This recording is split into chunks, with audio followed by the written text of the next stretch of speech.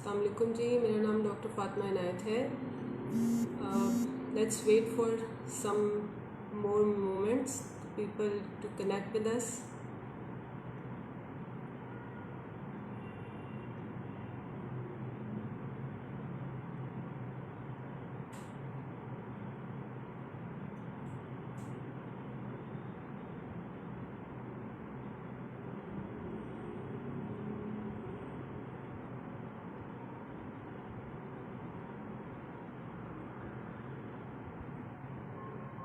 Assalamu alaikum. Some people have joined us, so let's start the session today. My name is Dr. Fatima. मैंने 2013 में अपना MBBS किया Faisalabad PMC से. Now it's called Faisalabad medical university और I just completed my 4-year training FCPS in gynae and OBS. आज हमारा बहुत important topic है जिस पे हम डिस्कशन करेंगे, जो कि कॉमनली हमारे गायनी और ऑब्स में आने वाले पेशेंट्स की मेन कंप्लेन है, दैट इज़ इनफर्टिलिटी यानी प्रेगनेंसी होने में डिफ़िकल्टी आइदर फर्स्ट टाइम और आफ्टर फर्स्ट और सेकंड प्रेगनेंसी। सबसे ज़्यादा ज़रूरी क्या है हमारी इस इनफर्टिलिटी के सेशन में, हम कोई मेडिकल ग्राउंड्स पे बहुत मेडिकल लैंग्वेज में डिस्कशन नहीं करेंगे, हम कॉमन बातें डिस्कस करेंगे ताकि लोगों को समझने में आसानी हो। जो कॉमन क्वेश्चंस हैं लोगों के, उसको आई होप मैं आंसर कर सकूं। सबसे ज़रूरी है ये बात को समझना कि इनफर्टिलिटी है क्या, व्हाट इज़ इनफर्टिलिटी। लोगों का ख्याल है कि शादी होगी और शादी के नेक्स्ट साइकिल में प्रेगनेंसी हो जाएगी। गलत ख्याल नहीं है, बट बहुत कम परसेंटेज है जिनके साथ ये गुड लक होती है, बिकॉज हार्डली 40 to 50% लोग ऐसे हैं जो कि फर्स्ट और सेकंड साइकिल में आप कंसीव कर लेंगे। 50% इज़ मोर, 40 to 50% ऐसे होंगे जो कि नेक्स्ट कुछ 3 मंथ्स में करेंगे, और फर्स्ट ईयर में कंसीव जो कर लें वो 80% लोग होते हैं। स्टिल वी हैव 10% जिन्होंने कंसीव नहीं किया होगा। सो सबसे ज़रूरी है ये बात समझना कि इनफर्टिलिटी क्या है। इनफर्टिलिटी है कि एक पूरा साल जिसमें कपल बगैर किसी प्रोटेक्शन के कंसीव करने की कोशिश करें and still can not achieve it, then it is called infertility. इसको लेबल करना और इसको अप्रोच करना, ये आज के डिस्कशन में हम इस पर बात करेंगे कि हमने करना क्या है। अब इनफर्टिलिटी में आप पहले फर्स्ट ईयर में होता यह है कि पेशेंट्स एब्रप्टली, शादी हुई, शादी के फ़ौरन बाद आपने ये कोशिश की कि प्रेगनेंसी नहीं हुई, ओके, तो आप किसी कंसल्टेंट के पास जाएं, किसी डॉक्टर के पास जाएं। हमारी सोसाइटी की प्रॉब्लम ये है कि वो सबसे पहले हकीम के पास, LHB के पास, दाई के पास जाएंगे और वहाँ से लेना शुरू करेंगे दवाइयाँ। अब वो दवाइयाँ क्या करती हैं? वो दवाइयाँ ये करती हैं कि उस औरत के सिस्टम में प्रॉब्लम क्रिएट करना शुरू कर देती हैं, और जब तक वो औरत किसी कंसल्टेंट या किसी भी फिजिशियन प्रैक्टिशनर के पास पहुँचेगी तो she is in trouble, already in trouble. अब हमारे आज की डिस्कशन ये है कि जी आपने इनफर्टिलिटी के अगर आपको प्रॉब्लम है, you have some problem, go to your doctor, go to your physician, जो आपको गाइड करेगा कि क्या ये वाकई इनफर्टिलिटी है भी। सेकंड प्रॉब्लम जो हमारी सोसाइटी में बहुत ज़्यादा एग्जिस्ट करती है वो ये है कि लोगों को अपने फर्टाइल डेज़ के बारे में नहीं पता। What are their fertile days? अब फर्टाइल डेज़ क्या होते हैं? फर्टाइल डेज़ होते हैं औरत के वो दिन जिनमें प्रेगनेंसी होने के चांस सबसे ज़्यादा हैं। अब वो दिन नॉर्मल फीमेल जो कि जिसके पीरियड्स बिल्कुल रेगुलर हैं, उनका average day 12th to 14th day होता है। क्या लोगों को ये बात पता है? नहीं। किसी का मियाँ हफ्ते बाद आता है, किसी का मियाँ 10 दिन के बाद आता है, और वो महीने 2 तक यही रूटीन फॉलो करते हैं, और उसके बाद वो आ जाते हैं कि जी प्रेगनेंसी नहीं हो रही। कैसे होगी प्रेगनेंसी? क्या आपने अपने फर्टाइल डेज़ को सोचा? क्या आपने किसी से डिस्कस किया कि फर्टाइल डेज़ कोई बला का नाम भी है? हमारी सोसाइटी में किसी को ये बात पता ही नहीं। फर्स्ट क्वेश्चन इज़ कि पेशेंट या कपल, उनकी कोइटल फ्रीक्वेंसी क्या है? क्या मियाँ बीवी इकट्ठे रह रहे हैं? क्या उनको अपने फर्टाइल डेज का पता है? ये बात सबसे ज़्यादा ज़रूरी है। अब उसके लिए आप अपने किसी भी, जिसको भी आप चेक करवा रहे हैं उनके पास चाहिए, अपना पीरियड्स का पैटर्न उनको बताएं, ताकि वो आपको आपकी फर्टाइल विंडोज़ को बता सकें कि आपने अपने किन दिनों में मियाँ बीवी का करीब होना ज़रूरी है, जिसमें कंसेप्शन के चांस ज़्यादा होंगे। Second myth, we are myth buster today, कि चांद के हिसाब से, that is also related to fertile days, कि चांद की इन तारीखों में बेटे पैदा होंगे, चांद की इन तारीखों में बेटियां पैदा होंगी। चांद की तारीख फॉलो करके you can not do it. आपके लिए बहुत मुश्किल हो जाएगा चांद के हिसाब से बच्चे पैदा करना। सो काइंडली चांद को फॉलो करना छोड़ के अपने पीरियड्स, मेंस्ट्रुअल साइकिल और ओवुलेशन डेज को फॉलो करें। ये हमारी सबसे पहले है फर्टाइल। सेकंड है कोइटल फ्रीक्वेंसी। लोग इसके बारे में बात नहीं करना चाहते, लोग बताना नहीं चाहते, कुछ पूछना भी नहीं चाहते कि मियाँ बीवी एक हफ्ते में, एक महीने में कितनी बार मिलते हैं। If it is once in a month or twice in a month, pregnancy is not possible. It should be 2 to 3 per week, ताकि आपकी प्रेगनेंसी के चांस इंक्रीज हो। ये आप बेसिक बात है जो कि सबको पता होनी चाहिए कि फर्टाइल विंडो क्या है और कोइटल फ्रीक्वेंसी क्या है हमारी। थर्ड, बहुत बहुत बड़ा प्रॉब्लम जो हमारे लोगों में एग्जिस्ट करता है कि प्रेगनेंसी नहीं हो रही, प्रॉब्लम फीमेल में। फीमेल को आप स्ट्रेस देना शुरू हो जाएं कि तुम्हारे में कोई मसला है, तुम्हारे में कोई मसला है। तो ये जान लेना बहुत ज़रूरी है कि है 50% औरतों में ही प्रॉब्लम है, लेकिन बाकी कहाँ गया? 30 to 40% प्रॉब्लम हमारी मेल पॉपुलेशन में पाया जाता है। अब वो मेल पॉपुलेशन क्या अपने आप को प्रेजेंट करती है कि जी हाँ मैं भी इलाज के लिए तैयार हूँ? कोई भी नहीं आता, कोई बताता भी नहीं। इनफैक्ट उस मेल को अपनी अना के लिए नहीं लड़ना चाहिए। इनफैक्ट वो कपल है जिसने प्रेगनेंसी प्लान करनी है। तो whenever you go to your physician, your obstetrician और प्रैक्टिशनर, एज इफ कपल जाएं। सास बहू ज़रूर जाएं, लेकिन मियाँ बीवी जाएं, ताकि आप अपनी बात को डिस्कस कर सकें, आप अपने प्रॉब्लम्स को डिस्कस कर सकें कि प्रॉब्लम है क्या। फिर कुछ कॉजेज़ हमें पता होने चाहिए कि फीमेल इनफर्टिलिटी में क्या ऐसी बात है जो कि प्रेगनेंसी को हॉल्ट कर रही है। फर्स्ट जो बहुत ज़रूरी है वो है फीमेल की एज। अगर फीमेल की एज 35 से ज़्यादा हो जाती है तो प्रेगनेंसी विंडो, फर्टाइल विंडो कम होती चली जाती है, and at the age of 40 वो बहुत कम रह जाती है। हमारी आजकल की लाइफस्टाइल में, हमारे आजकल के मॉडर्निज्म में, वी हैव प्लान्ड इट कि हम पहले सारे दुनिया के काम करेंगे और फिर हम शादी करेंगे, और तब तक औरत की उम्र हो गई होती है 32, 33, और फर्टिलिटी कम से कम होती चली जा रही है। इस बात को बहुत ज़्यादा कैटर करने की ज़रूरत है कि प्रॉब्लम है क्या। प्रॉब्लम है औरत की उम्र, जो कि बहुत कॉमन हम आजकल देख रहे हैं। तो एज, ये अल्लाह का निज़ाम है। आदमी का निज़ाम औरत के निज़ाम से बहुत फ़र्क है। अल्लाह ने औरत में जो अंडे हैं उनकी एक स्पेसिफिक क्वांटिटी रखी, और वो with the passage of time, with age कम होती जाएगी। अब वो कम होने की आप उसका कुछ नहीं कर सकते, it is age related. Second point that is very common nowadays, that is weight. अगर एक औरत जिसका वज़न पहले ही बहुत ज़्यादा है, और एक बहुत कॉमन टर्म है जिसको हम रिपीटेडली और रूटीनली सुनते हैं, that is PCOS, polycystic ovary syndrome, PCOD, अंडेदानी के गिर्द चर्बी है लोग, दैट इज़ एक्चुअली दिस। अगर एक औरत का वज़न बहुत ज़्यादा है तो उसके अंडेदानी के गिर्द चर्बी जमना शुरू हो जाती है, जिसकी वजह से अंडे अपनी अंडेदानी में से बाहर आ ही नहीं पा रहे। बाहर आएंगे तो फर्टिलिटी, प्रेगनेंसी होगी, वो नहीं होती। That is other a myth कि मरीज़ जब आएंगे तो वो ये कहते हैं कि जी हमें पीरियड्स रेगुलर नहीं हो रहे डॉक्टर साहब, इसकी वजह से वज़न बढ़ रहा है। गलत, इट्स ओपोजिट। आपका वज़न बढ़ रहा है, इसकी वजह से आपको पीरियड्स नहीं हो रहे और आपको PCOS हो रहे हैं।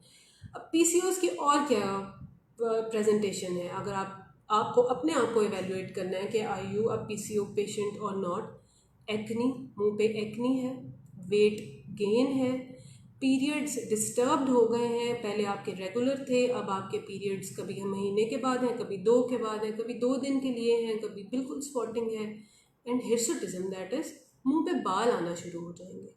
ये कॉमन प्रेजेंटेशन है जो कि पेशेंट, अब पीसीओ वाले पेशेंट 70 to 80% इनफर्टाइल हो जाते हैं क्योंकि ओवुलेशन ही नहीं है। ओवुलेशन होगी तो ही फर्टिलिटी का चांस बढ़ेगा। तो सबसे पहले तो हमारी फर्टिलिटी का प्रॉब्लम यहाँ से शुरू हो गया कि वेट बहुत ज़्यादा है। क्या सिर्फ ज़्यादा वेट प्रॉब्लम है? जी नहीं, कम वेट भी उतना ही मसला है। शादी से पहले बहुत सारी ख़वातीन बहुत स्ट्रिक्ट डाइट करती हैं, बहुत एक्सेसिव एक्सरसाइज करती हैं, जिसकी वजह से उनके पीरियड्स डिस्टर्ब हो जाते हैं। अब excessive exercise, excessive diet periods को डिस्टर्ब करने के बाद एनोवुलेटरी साइकिल यानी उनके अंडे नहीं निकलेंगे। ऐसे बहुत वीक पेशेंट भी कंसीव करने में उनको प्रॉब्लम होगी। तो इनफर्टिलिटी का ट्रीटमेंट कहाँ से स्टार्ट हो रहा? आपके अपने घर से, आपकी लाइफस्टाइल मॉडिफिकेशन से। अगर आप ओवरवेट हैं और आपको पता है कि आप ओवरवेट हैं या आप अंडरवेट हैं, तो अपनी डाइट को मॉडिफाई करें। इससे पहले कि आप किसी बहुत एराटिक किस्म के डाइटिशियन या डाइटिंग प्लान की तरफ चले जाएं, उससे बहुत पहले आप अपनी डाइट को इस तरह से मॉडिफाई करें। ज़रूरी नहीं है कि आपने भूखे रहेंगे और मैं 10 दिन भूखी रहूँगी और मेरा वज़न कम हो जाएगा। You have to modify it. सुबह दोपहर शाम का खाना आपने कैसा खाना है? एक नॉर्मल रूटीन में हम ये कहते हैं कि आपने वैसे खाना है जैसे एक शुगर का मरीज़ खाता है। पीसीओ वाला मरीज़ वैसे खाना खाए जैसे एक शुगर का मरीज़ खाएगा। चीनी नहीं खाएगा, चिकनाई नहीं लेनी, वॉक करें, अपने आप को एक्टिव रखें और अपने खुद को फॉलो करें। क्या मेरा वज़न कम हो रहा है? और वज़न कम होने से बहुत सारे लोगों की फर्टिलिटी का प्रॉब्लम इशू सॉल्व हो जाता है। अब ये वेट प्रॉब्लम, एज आ गई, एज आप उसका कुछ नहीं कर सकते, वेट आप ज़रूर कुछ कर सकते हैं। थर्ड प्रॉब्लम जो हमारे पास बहुत ज़्यादा आजकल सोसाइटी में है वो है जो कम उम्र बच्चियों को टाइम से पहले हार्मोन्स देना शुरू कर देते हैं, जो कि बहुत से लोग देते हैं। और आप इस बात को, जो सुनने वाले इस बात से एग्री करेंगे कि hormones before treatment, before any problem सब गड़बड़ कर देगा। बच्चियों को हार्मोन्स दिए जाते हैं, या जो ऐसी न्यूली मैरिड ख़वातीन जिनको कोई प्रॉब्लम नहीं है, जिनका पीरियड्स रेगुलर हैं, जिनकी कोइटल फ्रीक्वेंसी रेगुलर है, उनको वेट नहीं करने देते उनको हम ले जाते हैं किसी हकीम के पास, जो उनको या तो ओवुलेशन इंडक्शन पर डाल देता है या उनको स्टीरॉइड्स पर डाल देता है और औरत का बेड़ा गर्क हो जाता है। तो उसके लिए बहुत ज़रूरी है कि आप अपनी ड्रग्स को मॉनिटर करें। अब अगर एक औरत को पहले प्रेगनेंसी हुई है, ऐसी भी इनफर्टाइल औरतें हम मिलेंगी आपको, अगर किसी को पहले प्रेगनेंसी हुई, इससे फ़र्क नहीं पड़ता कि वो मिस कैरेज था या वो प्रेगनेंसी कंप्लीट हुई। Let's suppose it's a miss carriage, और इसका मतलब है ठीक है, और वो मिस कैरेज के बाद गई किसी प्राइवेट सेटअप पे जिसने कम पैसे मांगे, सॉरी टू से, लेकिन हम बहुत क्लियर बात करेंगे, जिसने कम पैसे मांगे और डॉक्टर ने ज़्यादा पैसे मांगे थे। अब वो कम पैसे वाले के पास उसने ना देखा कि उसके हाइजीन क्या थी, ना उसने देखा कि वो इंस्ट्रूमेंट्स क्या यूज़ करेगी, ना ही उसने देखा कि क्या वो स्किल्ड थी या नहीं थी, और उसने करवाई अपनी डीएनसी। प्रेगनेंसी लॉस था, मिस कैरेज था, डीएनसी हुई। डीएनसी के बाद पेशेंट को इनफर्टिलिटी है, सेकेंड टाइम कंसीव नहीं कर पा रहे। क्या प्रॉब्लम है? प्रॉब्लम है वो इंस्ट्रूमेंट्स जिन्होंने उस औरत में इन्फेक्शन इंट्रोड्यूस किया, और वो उस इन्फेक्शन की वजह से कोई अंदर इन्फ्लेमेशन है। ट्यूब्स तो सब सुनते हैं, अंडेदानी, और अंडेदानी को कनेक्ट करेंगी ट्यूब्स जो कि अंडे को उठा के बच्चेदानी तक लेके आएंगे। अब हो सकता है उस ट्यूब्स में इन्फेक्शन हो गया हो, वो ट्यूब्स में इन्फेक्शन होने की वजह से या सराउंडिंग एरिया में इन्फेक्शन हो गया हो, जो कि प्रेगनेंसी अब नहीं होने दे रहा।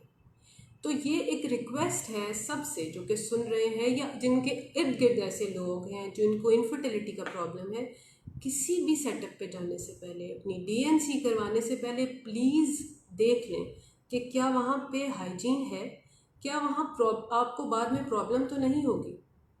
ओके। अब इससे आगे हम चलते हैं। ट्यूब्स हमने कर ली, सब कर ली। अब मेल फैक्टर पे बात कर लेते हैं थोड़ी सी। मेल फैक्टर क्यों हम डिस्कस नहीं करते? क्योंकि हम मेल डोमिनेंट सोसाइटी में रहते हैं।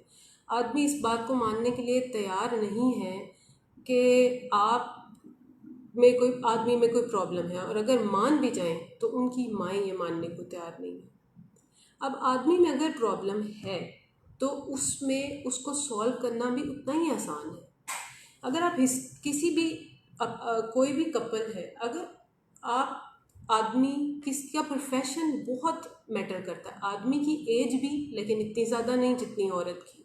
आदमी का वज़न ज़रूर मैटर। आदमी की कोई भी कोई मेडिकल डिसऑर्डर, जैसे अगर कोई डायबिटिक है, डायबिटिक आदमी का स्पर्म काउंट कम होता है उस आदमी से जो कि नॉन डायबिटिक है। तो डायबिटीज़ को अपने कंट्रोल करें। फिर आ जाती है उनके प्रोफेशन। कुछ लोग ऐसे प्रोफेशन से ताल्लुक़ रखते हैं जिनको बहुत, लेट्स सपोज, हीट में रेडियो एक्टिव, कीमोथेरेपी, कुछ भी ऐसे केमिकल्स या हीट जो कि उनके स्पर्म्स को बिफोर टाइम डेड करते हैं। तो ये बहुत ज़रूरी है उनसे जानना कि वो काम क्या करते हैं। अगर तो उनका काम ऐसा है तो दे शुड मॉडिफाई इट उसमें। या आप उनसे ये पूछ सकते हैं, आपको मतलब आपको पता होना चाहिए, या डॉक्टर जिसके पास भी जाएं, कि क्या आपके मियाँ को कोई इरेक्टाइल प्रॉब्लम, कोई प्रॉब्लम ड्यूरिंग सेक्सुअल एक्टिविटी अगर है तो उनके इलाज मौजूद है। सो प्लीज़ डिस्कस इट कि प्रॉब्लम है तो क्या करें। अगर मतलब ये नहीं है कि आप घर बैठ जाएं और आप अपने डॉक्टर को नहीं बताएंगे कि अब हमने ये प्रॉब्लम मियाँ का बताएंगे तो हमारी तो बहुत बेइज्जती होगी। ऐसा नहीं है।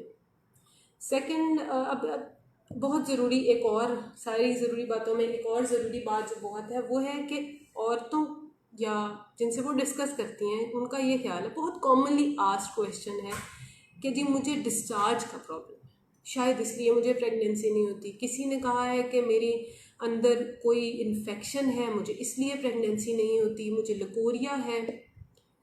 अगर आप इस बात को समझ लें तो शायद आपकी ज़िंदगी के आधे से ज़्यादा प्रॉब्लम सॉल्व हो जाएंगे कि नॉर्मल औरत को नॉर्मल साइकिल में डिस्चार्ज होता है। डिफरेंट टाइप्स का होता है, कभी वाटरी होता है, कभी येलो होगा, कभी थिक होगा। उस डिस्चार्ज को आपने कैसे बताना है कि क्या वो पैथोलॉजिकल है, यानी कोई प्रॉब्लमेटिक है, या नॉर्मल है। अगर उसके साथ कोई स्मेल, कोई खारिश, कोई और एसोसिएटेड सिम्टम नहीं है तो इट इज़ वेरी नॉर्मल। हर औरत को अपने रिप्रोडक्टिव लाइफ में ये प्रॉब्लम फेस करना पड़ता है कि उनको कभी डिस्चार्ज होगा, कभी कोई प्रॉब्लम होगा। उसका ये मतलब नहीं है कि वो औरत इनफर्टाइल हो जाएगी और उसके पीछे वो एंटीबायोटिक्स लें। एंटीबायोटिक्स का इतना यूज़ है हमारी सोसाइटी में कि शायद हमने अपने हर पेशेंट को एंटीबायोटिक से रेजिस्टेंट कर दिया हो। ये भी बात समझने तो बहुत ज़रूरी है ये समझना हर बंदे के लिए, हर औरत के लिए स्पेशली, कि अल्लाह ताला ने आपकी बॉडी में गुड और बैड बैक्टीरियाज रखे हैं। सिमिलरली वेजाइना में भी गुड बैक्टीरियाज हैं और बैड बैक्टीरिया। गुड जो बैक्टीरियाज हैं वो आपके प्रोटेक्टिव शील्ड बनाते हैं, जिसकी वजह से ये डिस्चार्ज होता है। आप एंटीबायोटिक्स लेना शुरू कर दें, आप 2-2 हफ्ते लें, आप महीना महीना लें, वो जो आपके फ्लोरा है, नॉर्मल बैक्टीरियल फ्लोरा, वो नहीं रहेगा। वो नहीं रहेगा तो आपका प्रोटेक्टिव डिफेंसिव मैकेनिज्म नहीं रहेगा। अब उसको मत ख़त्म करें, दैट इज़ अ रिक्वेस्ट। ठीक है जी। अब बहुत ज़रूरी एक और मिथ जो हमारी सोसाइटी में है वो है ट्यूबें वॉश कराने से प्रेगनेंसी हमारी हो जाएगी।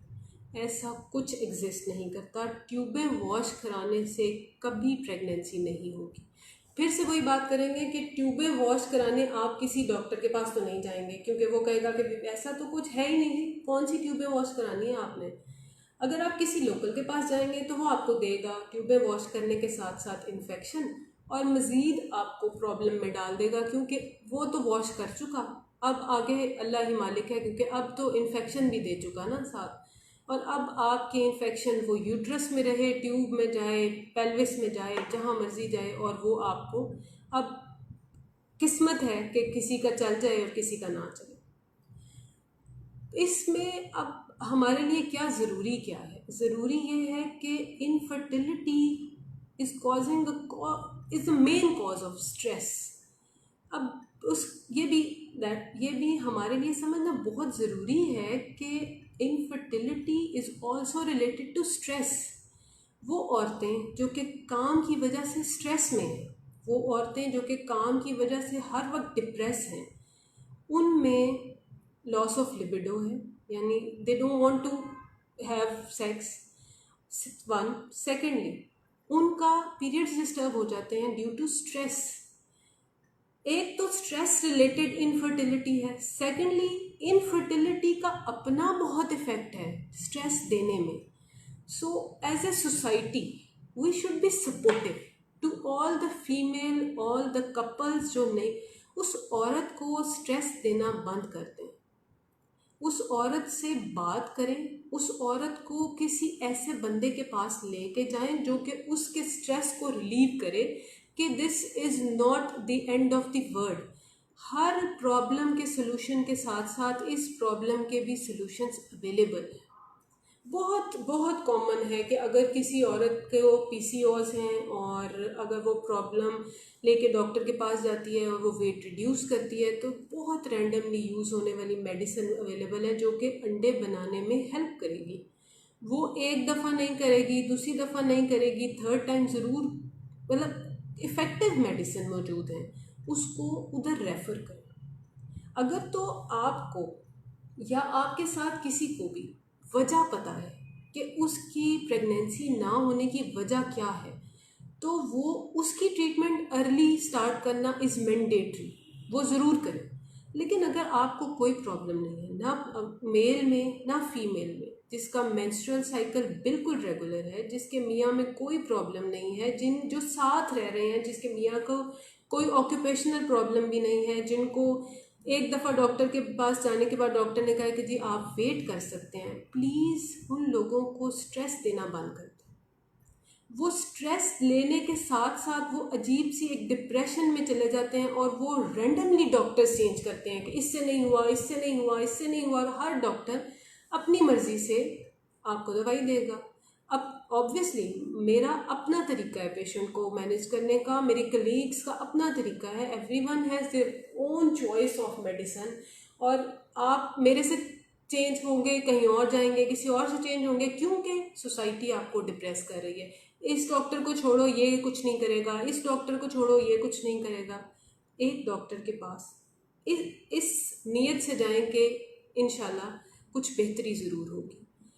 सेकंड, अब हमने कॉजेज़ डिस्कस किए जी, अच्छा ये अब हमारे लिए बहुत ज़रूरी है इस बात को जहन नशीन कर लेना कि ये जो ट्रीटमेंट है ये 2 दिन का ट्रीटमेंट नहीं होता। आप एक किसी डॉक्टर के पास जाएंगे, वो कोई जादू करेगा और प्रेगनेंसी हो जाएगी। मैं आपको पहले बता चुकी हूँ कि फर्स्ट ईयर में, पहले 1 साल में तकरीबन 80%, यानी अगर 100 लोगों की शादी हुई थी तो 80 कपल ऐसे ज़रूर होंगे जिन्होंने विद इन 12 मंथ्स कंसीव कर लिया। ये नॉर्मल है, दिस इज़ वेरी नॉर्मल।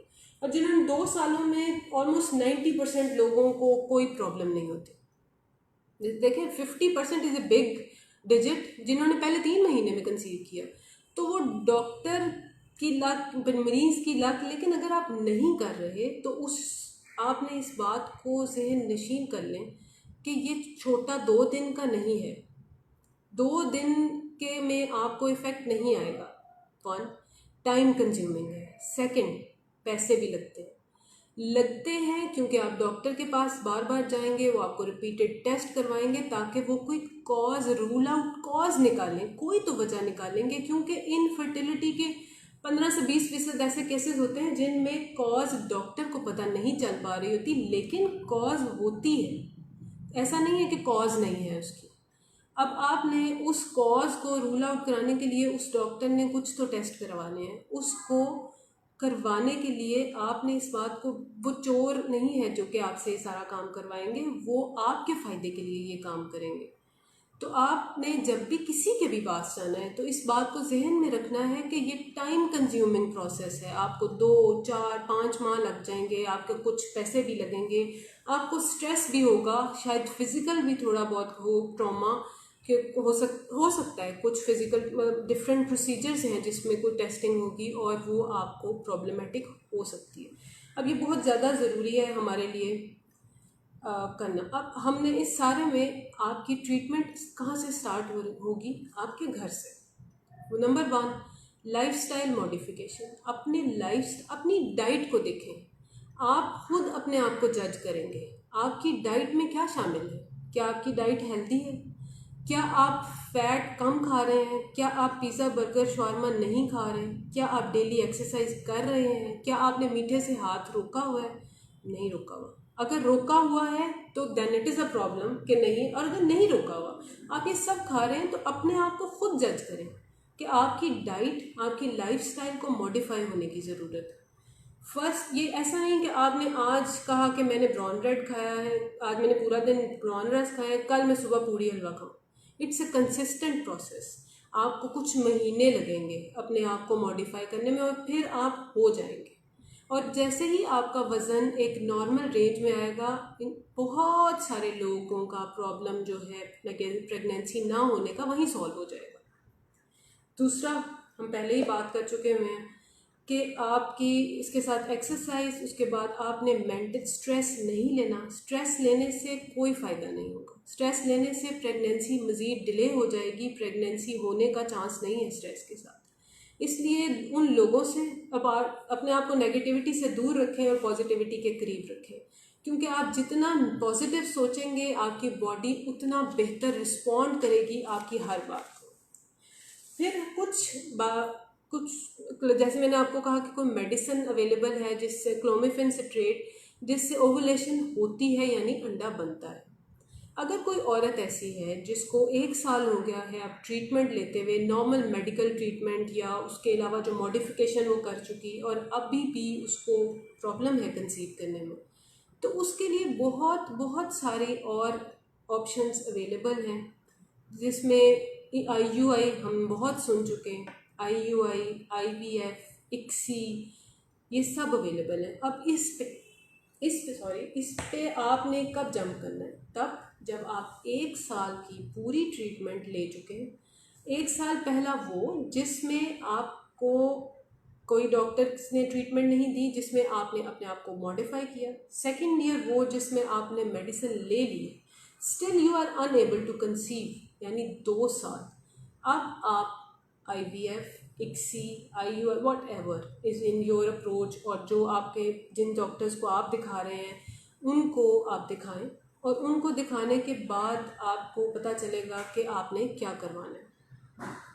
ठीक है जी। उसके अलावा हमारी एक ज़रूरी मेडिकल कंडीशंस डिस्कशन थोड़ी मिस जिसमें मैंने कर दिया, वो ये है कि आपको अगर कोई पहले से प्री एग्जिस्टिंग मेडिकल डिसऑर्डर है, डायबिटीज़ है, हाइपरटेंशन है, थायराइड का प्रॉब्लम है, आप कोई एंटी डिप्रेसेंट्स ले रहे थे या किसी भी बीमारी के लिए आप कोई दवाई ले रहे, बहुत सी ड्रग्स ऐसी हैं जो कि प्रेगनेंसी होने में बहुत प्रॉब्लम क्रिएट करती हैं, तो उन ड्रग्स को पहले अपने फिजिशियन से जिन्होंने आपको प्रिस्क्राइब किया उनको मॉडिफाई करवाएं। Anti depressant is a main cause. Anti depressant, anti thyroid, अगर थायराइड का प्रॉब्लम है तो प्रेगनेंसी हॉल्ट करेगा वो।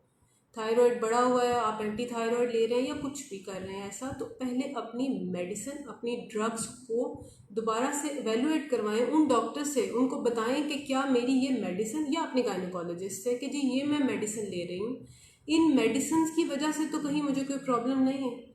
और उन मेडिसिन को फिर अगर रोकना पड़े या ना रोकना पड़े, वट एवर जो भी मेडिसिन आप ले रहे हैं उनको मॉडिफाई करेंगे। इनफर्टिलिटी में आज की डिस्कशन का मकसद सिर्फ कोई दवाइयाँ देना, कोई और मकसद सिर्फ ये है कि हमारे जो सोसाइटी में मिथ्स हैं, जो प्रॉब्लम्स हैं, जो कि हम कपल लोगों को एज ए कपल वो प्रॉब्लम्स फेस करना पड़ रही हैं, वो स्ट्रेस, क्योंकि हम वो स्ट्रेस उनको दे रहे हैं, क्योंकि हम और हर बंदा हर कपल से हर दूसरी मुलाकात पे क्या पूछते हैं? कोई खुशखबरी? Please stop doing it. अगर कोई खुशखबरी होगी तो वो आपको खुद बताएंगे। ये स्ट्रेस देना लोगों को बंद कर दें, और जो ऑलरेडी इस प्रॉब्लम में हैं, जो लोग इनको फेस कर रहे हैं इस प्रॉब्लम को, उनके लिए एक सिंपल सा मेरा मैसेज है, if they find it informative और गुड फॉर देम। आप ज़रूरी नहीं है कि हर बंदे की बात सुने, और अपने कंसल्टेंट, अपने रेलेवेंट डॉक्टर की बात सुने। वो जो आपके लिए डिसाइड करेंगे वो बेस्ट होगा। थर्ड जो पॉइंट हम बार बार डिस्कस कर रहे हैं, अपनी लाइफ को मॉडिफाई करें, क्योंकि आपकी प्रेगनेंसी में आपका लाइफस्टाइल बहुत ज़्यादा मैटर कर रहा है। ये बहुत ये बहुत ज़रूरी सी बातें हैं जो कि लोगों को पता भी हैं। It is a very common problem. इस पे सबसे ज़्यादा बात हुई है, लेकिन लोग अभी भी बात नहीं करते हैं। क्यों नहीं करते? क्योंकि शायद उनको लगता है कि हमारा लोग मजाक उड़ाएंगे, या आई डोंट नो। लेकिन इस पे बात करना ज़रूरी है। ये शायद जो मैंने बातें की हैं, ये बहुत सारे लोगों को ऑलरेडी पता होगी, और ये पता होने के बावजूद भी लोग इस पे अमल नहीं कर रहे। शायद इसके बाद किसी को कोई फ़ायदा हो, और आपसे रिलेटेड जितने भी लोग हैं जिनको ये प्रॉब्लम है, ask them to go to doctors. One, don't go to any local setup जो कि अनहाइजीनिक काम कर रहे हैं। टू, आपको कोई मेडिसिन फजूल स्टीरॉइड्स और ऐसे लेने की ज़रूरत नहीं है, क्योंकि आप जब ओव्यूलेशन इंडक्शन एराटिकली स्टार्ट करेंगे तो आपके ओवेरियन रिजर्व यानी अंडे, मैंने पहले बताया एक औरत में एक स्पेसिफिक अमाउंट ऑफ एग्स अल्लाह ने दिए हैं, उससे ज़्यादा नहीं बनेंगे। आप ओवेरियन इंडक्शन लेना शुरू कर दें, अंडे निकलना शुरू हो जाएंगे। आपको अपने फर्टाइल डेज अगर नहीं पता, वो ज़ाया होना शुरू हो जाएंगे। मियाँ हफ्ते के बाद आएगा, पर औरत ने ओवुलेशन इंडक्शन ले ली हुई है। That is not the solution. Please jump to the solution, and jump to the solution that is, don't stress. There is nothing to be stressed. आपके पास हर चीज़ का इलाज मौजूद है, आपके पास कंसल्टेंट्स मौजूद हैं, आपके पास हर बंदा है जो कि आपको इस पे इंफॉर्मेशन देने के लिए तैयार है। स्पेशली आज का जो सेशन है वो हम यहीं पे ये ख़त्म करेंगे, क्योंकि अब आप बाकी डिस्कशन, किसी को कोई प्रॉब्लम हो, कोई भी डिस्कशन करनी हो, आपके एक क्लिक पे है Easy Shifa. This is the platform to provide you the easiest way कि आप अपने रेलेवेंट किसी भी डॉक्टर को आराम से करें, किसी भी टाइम कभी भी बुकिंग लें और उनसे अपना प्रॉब्लम डिस्कस करें। इजी शिफा का ये प्लेटफॉर्म और ये जो इनिशिएटिव है, that has to be applauded. I am very hopeful और very happy that someone has thought कि ऐसा कुछ होना चाहिए ताकि लोग घरों से निकले बगैर, इस कोरोना के सिचुएशन में निकले बगैर अपने डॉक्टर से डिस्कशन कर सकें। I am very happy and very hopeful कि आपको आज किस ना कुछ ज़रूर ऐसा सीखने को मिला होगा जो कि शायद आपको पहले पता नहीं था, या शायद आप चाहते हो कि दोबारा कोई आपको बताए। So have a good day and best of luck to all of them who are trying to conceive, and thank you.